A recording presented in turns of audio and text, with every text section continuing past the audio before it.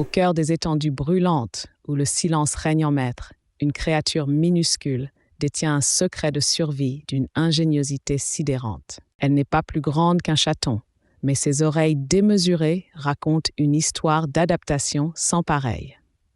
Dans le royaume impitoyable du désert, cet être frêle défie la fournaise et l'aridité, non par la force, mais par une écoute si fine qu'elle perçoit la vie pulsant sous le sable. Voici le fennec, le plus petit de tous les renards, un mammifère aux proportions étonnantes.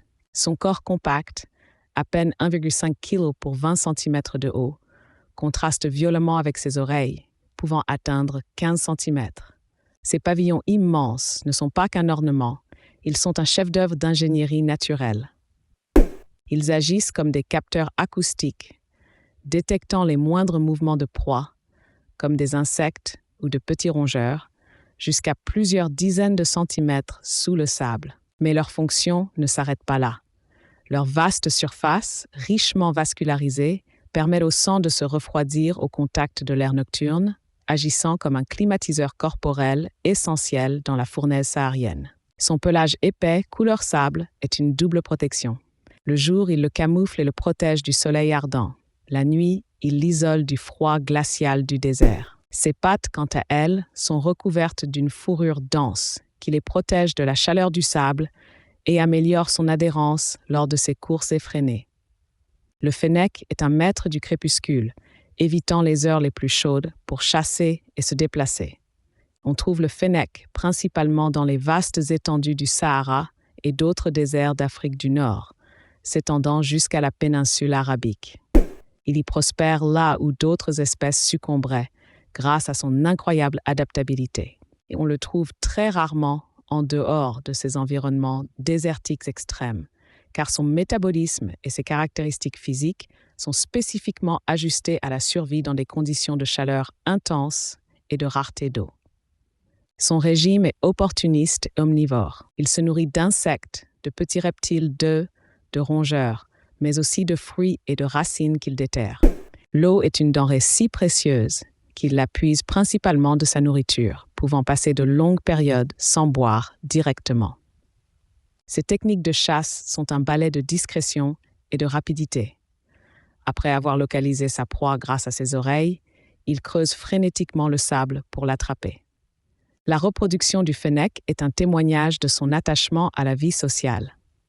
Monogame, il forme des couples qui s'accouplent une fois par an, généralement au printemps, après une gestation d'environ 50 jours.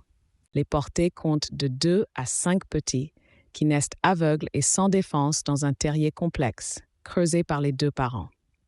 Les petits sont allaités pendant plusieurs semaines et restent sous la protection attentive des 2 parents jusqu'à ce qu'ils soient assez grands pour explorer le désert par eux-mêmes.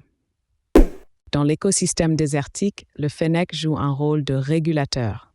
En chassant insectes et petits rongeurs, il contribue à maintenir un équilibre naturel. Son impact sur les humains est minime.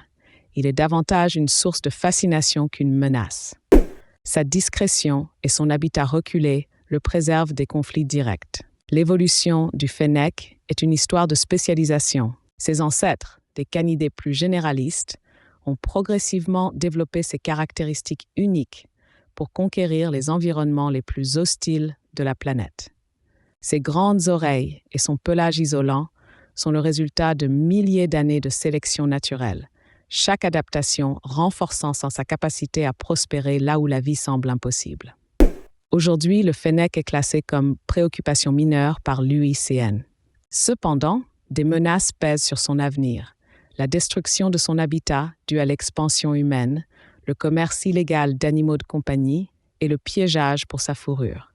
Le changement climatique représente également un défi, altérant les délicats équilibres de son écosystème. Son avenir dépendra de la préservation de ces territoires immenses et hostiles, qui sont en réalité des aidantes fragiles. Le fennec est bien plus qu'un renard du désert. Il est une ode vivante à l'ingéniosité de la nature, un maître de la survie qui nous rappelle que même dans les conditions les plus extrêmes, la vie trouve toujours un chemin, souvent le plus inattendu, pour écouter et conquérir le monde.